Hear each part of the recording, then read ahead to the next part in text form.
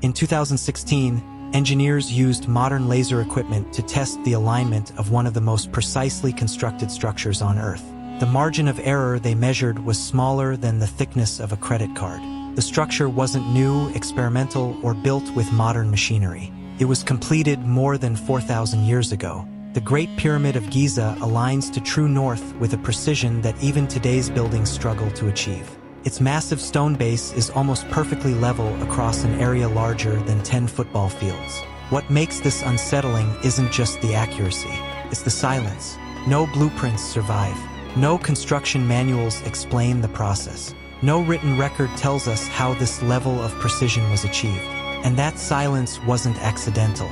Ancient Egypt was not simply a civilization that built impressive monuments. It was a civilization that understood the value of controlling knowledge. Information in Egypt was never meant to circulate freely. It was meant to be contained. Reading and writing were restricted skills, limited to a small elite class of scribes and priests. Literacy didn't exist to educate the public. It existed to preserve authority. Hieroglyphs themselves acted as a filter.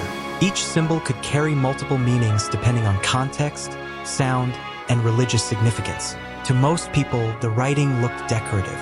To those inside the system, it functioned as a lock. Medicine, mathematics, astronomy, and engineering were not shared discoveries. They were protected assets. In Egypt, learning the wrong thing without permission didn't make you intelligent. It made you dangerous. Knowledge was power, but only when held by the right people. This is why Egyptian civilization remained stable while others collapsed. Stability wasn't luck, it was design. Every system in Egypt was built to prevent disruption, especially disruption caused by uncontrolled ideas. That design extended beyond life itself.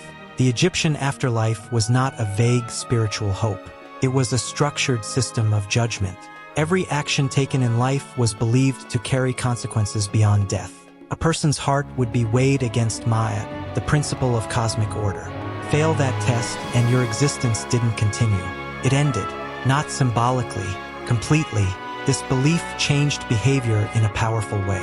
People didn't obey laws simply because of punishment in life. They obeyed because judgment followed them forever. Imagine a laborer hauling stone under the desert sun, knowing every shortcut, every betrayal, every act of defiance would be measured long after his body was gone. In that system, obedience didn't require constant enforcement. It became internal, permanent. Fear of erasure was stronger than fear of pain. Pharaohs ruled within this psychological framework. They weren't just political leaders. They were presented as divine intermediaries, living bridges between humanity and the eternal order of the universe. To challenge a ruler wasn't just rebellion. It was sacrilege. Questioning authority meant questioning the balance of reality itself. Power in Egypt didn't rely solely on armies. It relied on belief. This belief system reshapes how we understand the pyramids. Officially, they are described as royal tombs, massive monuments built to honor kings in death. But the Great Pyramid doesn't behave like other tombs. Inside, there are no inscriptions guiding the dead, no spells carved into the walls, no elaborate religious texts. Later Egyptian tombs are covered with these details, yet the Great Pyramid remains almost completely silent. That absence matters. Its internal chambers are arranged in ways that defy expectation. Narrow shafts align with specific stars linked to rebirth and divine transformation. Its geometry reflects ratios found repeatedly in nature and advanced architecture. This suggests the pyramid was not just a place for burial. It was a process, a transformation. Stone wasn't chosen simply because it was impressive. It was chosen because it endured. Wood decays, metal corrodes, stone remembers. Memory mattered more than the body itself. This is why Egypt punished its enemies in a way that feels extreme even today. Pharaohs who threatened religious order or political stability weren't debated or criticized. They were erased. Names were chiseled out of monuments. Statues were destroyed or reused. Entire reigns were removed from history. In a culture where memory equaled existence, erasure was the ultimate punishment. If one ruler could be deleted, so could an idea. And ideas were the real threat. Even Egyptian medicine followed this pattern of controlled knowledge. Medical texts reveal treatments for head injuries, wound care, and internal illness. Doctors classified injuries, predicted outcomes, and recorded case studies. This wasn't superstition. It was observation refined over centuries. Yet this knowledge was never scaled. It remained within the same elite institutions that controlled religion and education. They could save lives, but they chose not to spread that power freely. By this point, a pattern becomes impossible to ignore. Ancient Egypt did not survive because it resisted complexity.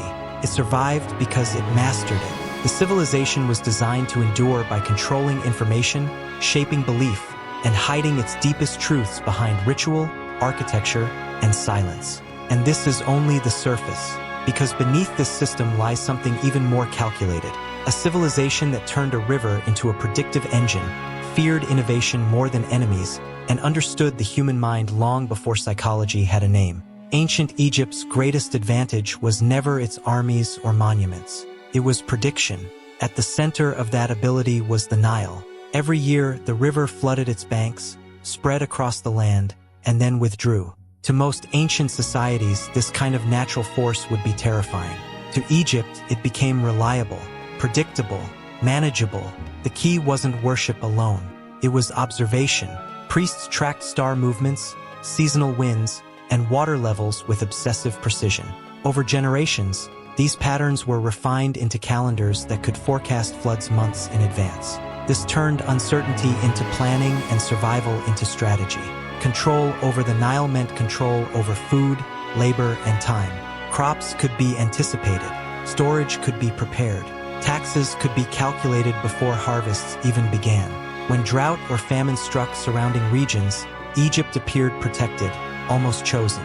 That perception reinforced authority. The river didn't just feed the land. It legitimized the system. Whoever understood its cycles held power over millions of lives. But this power came with a condition.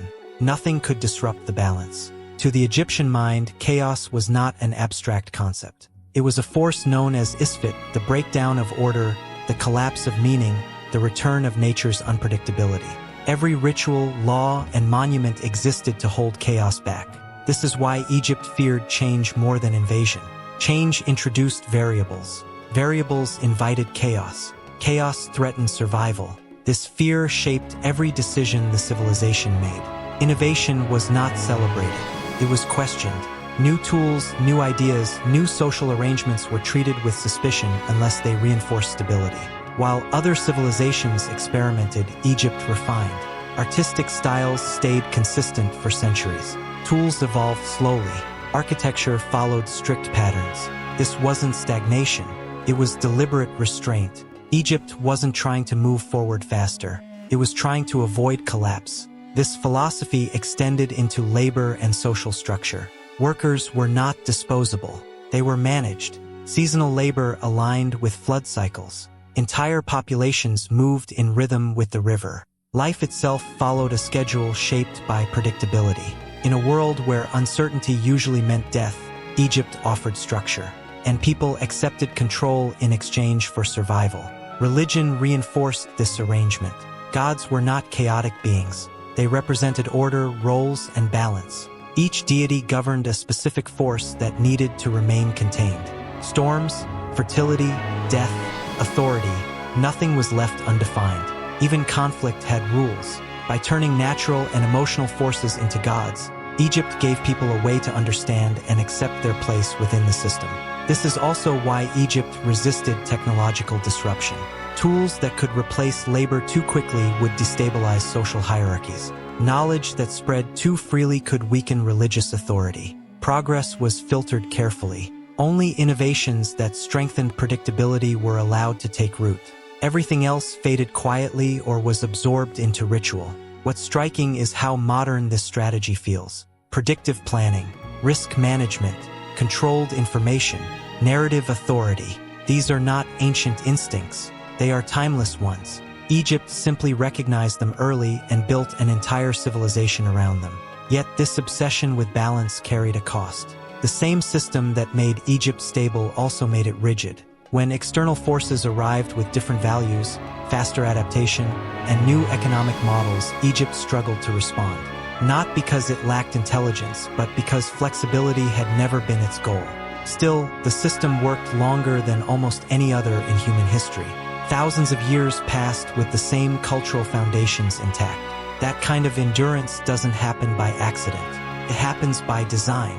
And that design went even deeper than rivers and rituals. Because beneath Egypt's gods and monuments lies something more intimate, a civilization that mapped the human mind itself, long before psychology had a name. That's where the next layer of secrets begins. To the ancient Egyptians, gods were not distant figures or mere myths. They were reflections of the human mind, tools to manage emotion, ambition, and fear.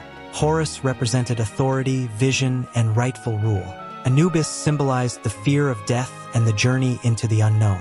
Osiris embodied rebirth, sacrifice, and the promise of continuity beyond decay. These deities were not decorative stories. They were internal maps, externalized to guide human behavior. By turning instincts into gods, Egypt gave structure to impulses that might otherwise destabilize society. Fear, loyalty, ambition, grief, each had its divine counterpart. And by ritualizing these impulses, they became predictable, manageable, and aligned with the state. This psychological mapping extended to everyday life. Behavior was influenced not only by law but by the perceived consequences in the afterlife. The system created self-regulation. People internalized control, knowing their actions were measured not just by peers but by cosmic order. Even small deviations had symbolic weight: a skipped ritual, a dishonest act, a name misspoken in ceremony. These were not minor infractions. They were potential disruptions to Ma'at, the very balance that held the world together. In essence, human psychology became part of the state machinery. Mummification exemplifies this fusion of belief and identity. Popular culture frames it as a method to preserve the body for eternity, but the Egyptians saw it differently. The body was a reference point, a physical anchor allowing the soul to recognize itself across realms. Memory mattered more than flesh. A name preserved in stone, repeated in prayers, and chanted during rituals was more powerful than bones. Erasure of a name was erasure of identity. This fear of being forgotten shaped behavior in life and ensured loyalty, obedience, and societal cohesion. Morality and order were enforced not by force alone but by existential stakes that transcended life itself. Even the arrangement of the pyramids reflects this psychological sophistication. Shafts aligned to stars, chambers constructed with mathematical precision, and hidden corridors suggest a civilization attuned to both the cosmos and the human mind. Every architectural choice served multiple purposes: practical, symbolic, and psychological. The physical structure of the pyramids reinforced the mental and spiritual architecture of society. They were not just monuments to the dead but frameworks that shaped the living. This careful orchestration explains why Egypt appears so consistent across millennia. Art, religion, labor systems, and architecture follow strict patterns, not because of stagnation, but because deviation was dangerous. Change risked chaos. Stability was paramount. In this way, the civilization became a living experiment in controlling human behavior on a massive scale, using belief, ritual, and monumental architecture as instruments of governance. It is remarkable to consider that thousands of years before the term psychology existed, Egypt had created a functioning system to map, predict, and influence human thought. By examining gods, rituals, and identity, one sees that Egypt's endurance was not merely due to stone and sand. It was due to the invisible structures, the mind, the soul, and society itself, that were as carefully constructed as the pyramids. And yet, even within this system, there were limits. Human ambition, curiosity, and external forces would eventually challenge the equilibrium. But for centuries, this combination of architecture, belief, and psychology created a civilization that could survive in ways few others ever have. The story of ancient Egypt is not only about what was built, but about what was understood, how fear and hope, life and death, order and chaos could be balanced, mapped, and preserved. And as we move deeper into the Nile, into rituals, and into the flow of time itself, the secrets only become more profound. Because at the core, ancient Egypt was a civilization that didn't just exist, it calculated existence itself. The Nile was the lifeblood of ancient Egypt, but it was far more than a river. It was a machine, a system, and a calendar all at once. Each year, its floodwaters arrived with remarkable consistency, depositing fertile silt across the land and creating the foundation for agriculture. To most civilizations, a river like this would simply be a resource to endure. To Egypt, it became a predictable engine of survival and control. Priests, scribes, and rulers observed the river with almost scientific precision, recording water levels, star positions, and seasonal winds over generations. These observations formed calendars that allowed the state to forecast the flood months in advance, determining planting cycles, storage planning, and labor allocation. In this way, the river transformed from a natural force into a tool of civilization. Whoever controlled the knowledge of the Nile controlled life itself. The consequences of this control were staggering. Crops could be anticipated, famine mitigated, and labor organized like clockwork. Entire communities moved in rhythm with the river, building monuments, working fields, or transporting stone according to its predictable cycles. The Nile's predictability became a backbone of political stability. While neighboring regions struggled with famine or seasonal unpredictability, Egypt thrived. People began to see this reliability as divine favor, reinforcing the authority of the priests and pharaohs. Nature itself seemed to obey the state. This was not mere superstition. It was the result of centuries of observation, planning, and careful management. Yet this power also carried a profound constraint: the fear of chaos. Egyptians did not tolerate disorder lightly. Chaos, or isfet, was more than a philosophical concept. It represented the real threat of collapse, social, political, and cosmic. Every ritual, every law, every temple built along the Nile existed to keep chaos at bay. Change, even beneficial innovation, was risky. Tools, social reforms, or knowledge that threatened the balance were suppressed or filtered. Egypt's approach to progress was deliberate and cautious. Artistic styles remained consistent for centuries. Labor systems were rigid yet efficient. Architecture followed precise conventions. It was not stagnation, it was survival through control. This same principle extended to the economy. Grain surpluses were tracked meticulously, redistributed according to the state's needs, and stored to weather potential shortages. Labor taxes were calculated with foresight, and workers were organized into teams that could construct massive projects without disrupting daily life. Predictability ruled every aspect of existence. A misstep could create ripple effects that threatened Ma'at, the cosmic order that underpinned both governance and belief. The system worked not because it was flexible, but because it minimized uncertainty at every level. Even human behavior was managed through this framework. The fear of chaos was internalized. People obeyed not because soldiers watched, but because society, religion, and the very structure of the universe seemed to watch them. Rituals, monuments, and festivals were reminders that their place, their actions, and even their names mattered within a greater system. In effect, Egypt turned natural cycles, social hierarchy, and human psychology into a single, integrated machine that sustained civilization for millennia. It is this mastery of the river, the economy, labor, and fear that explains why Egypt endured while other civilizations faltered. The Nile was not merely a resource, it was the axis around which an entire society rotated. Control of the river meant control of life, death, and memory.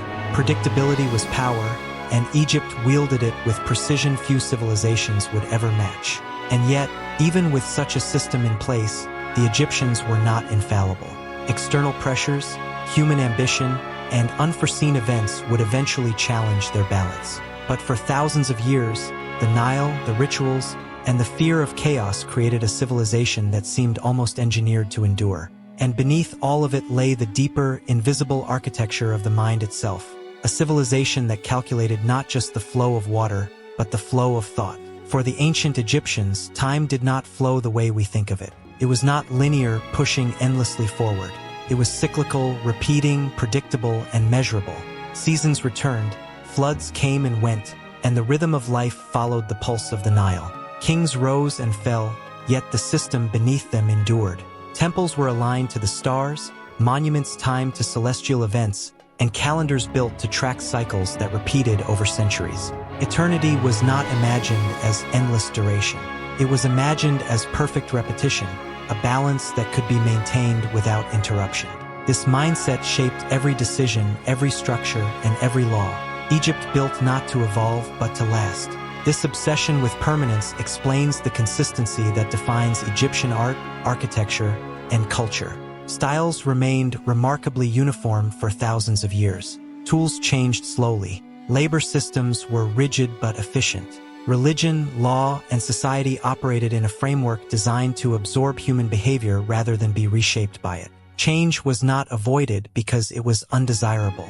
It was avoided because it was dangerous. The Egyptians understood that survival depended on minimizing uncertainty, and they engineered every aspect of life accordingly. Civilization itself became an experiment in calculated permanence. Even technology was filtered through this lens. Innovations that could destabilize labor, religious authority, or social hierarchy were carefully suppressed or absorbed into existing systems. Pyramids were built early and perfected immediately, then replicated without significant improvement.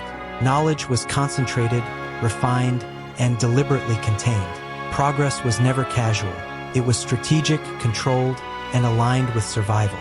In a sense, the Great Pyramid itself is a metaphor for Egypt, monumental, precise, enduring, and designed to last far longer than those who created it. Identity and memory were equally central to this vision. Mummification, monumental inscriptions, and rituals were all ways to preserve selfhood across time. The body mattered less than the memory of the name. To be erased from records was to cease existing, not symbolically but truly. The fear of oblivion shaped every aspect of life. Citizens internalized this fear. Behavior, morality, and social cohesion were maintained not only by law or labor, but by the existential weight of memory itself. Egypt calculated the mind as carefully as it calculated stone, river, and ritual. This approach to civilization produces a profound lesson. Egypt was not built for progress in the way modern societies define it. It was built for endurance, balance, and control.